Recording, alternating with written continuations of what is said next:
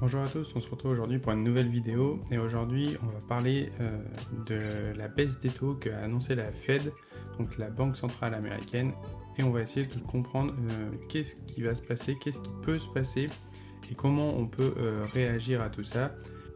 Et restez bien jusqu'à la fin parce que je vais vous montrer réellement les critères qu'il va falloir observer pour savoir si la bourse va continuer à grimper ou si au contraire elle va commencer à descendre et ce qu'il va falloir commencer à faire suivant ces différents scénarios. Et on commence directement par l'article en fait de l'Echo qui se demande comment la bourse va réagir durant l'année suivant une première baisse de taux. Donc en fait cette semaine la Fed a indiqué qu'elle faisait sa première baisse de taux et une petite surprise en fait c'est qu'elle les a baissés de 50 points de base, donc elle les a baissés de 0,5%, c'est ça que ça signifie. Alors qu'en majorité, on attendait plutôt une baisse autour des 0,25%. Donc on a une petite surprise à ce niveau-là. Et cette surprise-là, en fait, elle est due au fait que la Fed ne veut pas avoir une récession pour éviter tout problème économique dans son pays.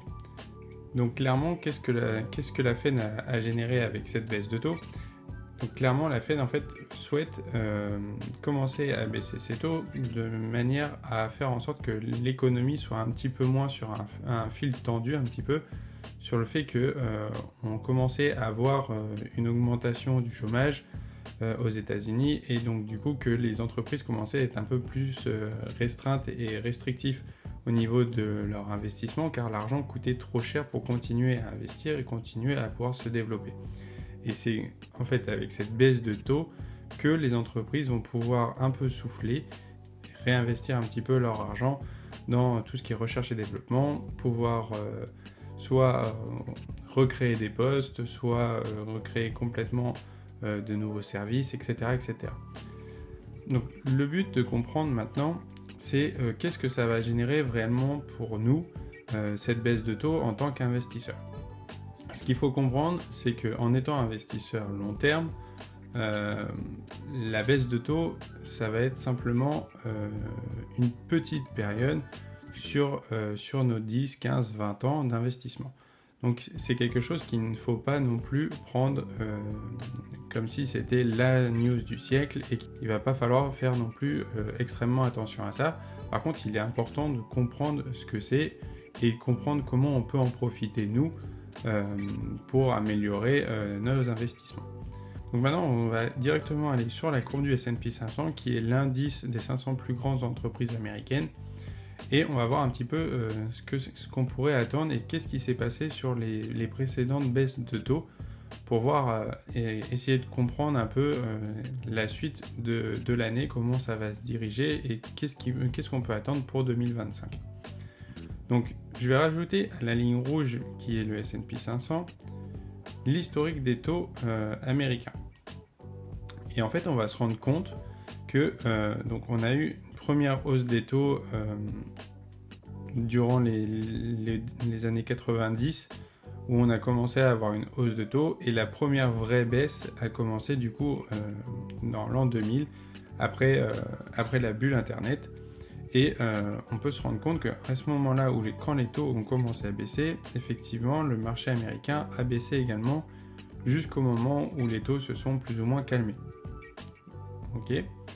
Ce qu'on peut se rendre compte, c'est qu'après, on a les taux qui ont commencé à réaugmenter et il y a eu la crise des subprimes dans l'année 2007-2008 où, en gros, c'est la crise immobilière des États-Unis et c'est au point où on a eu cette crise-là, qu'on a commencé à baisser les taux, et cette crise plus la baisse des taux ont fait qu'on a eu aussi un écroulement du marché. Et par la suite, on se rend compte que lors de 2015, donc après une nouvelle crise économique, les taux ont augmenté, et quand on a eu la baisse des taux, c'était un petit peu différent parce que c'est la baisse due au Covid. Donc là, effectivement, on a eu une grosse chute, mais qui n'était pas vraiment dû à l'économie en elle-même, mais plutôt à un facteur, ce qu'on appelle un signe noir, qui n'a rien à voir avec l'économie de base, mais qui est un facteur extérieur. Donc là, celui-là, je ne le prends pas vraiment en compte, parce qu'on peut voir que réellement, en fait, ça a été très rapide, et le facteur était complètement différent. Par contre, on va étudier un petit peu les deux précédentes baisses de taux et on va se rendre compte en ajoutant cette ligne violette, c'est le taux de chômage aux États-Unis. Et on se rend compte qu'au moment où on a commencé à baisser les taux, le taux de chômage, lui, a commencé à augmenter.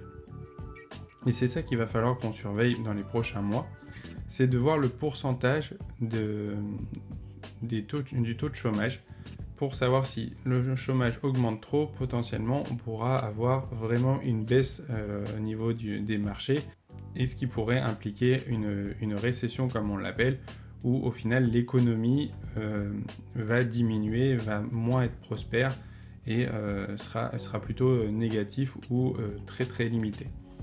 Et donc on se rend compte qu'en 2000 c'était ça, c'est ce qui s'est passé. Et en 2007 également, au moment de la baisse des taux, le taux de chômage a commencé à augmenter pour au final atteindre un point haut. Et là, ce qu'on peut se rendre compte, c'est qu'à l'heure actuelle, le taux de chômage commence à augmenter alors qu'on va baisser les taux. Donc on suit un petit peu le même processus et c'est ça qu'il va vraiment falloir faire attention. Si le taux de chômage continue à augmenter, ce n'est pas vraiment bon signe par rapport au prix de la bourse. Et donc on pourrait voir une baisse de la bourse de plus ou moins forte suivant la force de la récession. Donc c'est ça qu'il va falloir faire attention. Et donc maintenant, qu'est-ce qu'on peut faire quand on comprend ce qu'il va falloir analyser pour savoir si le marché va baisser ou augmenter?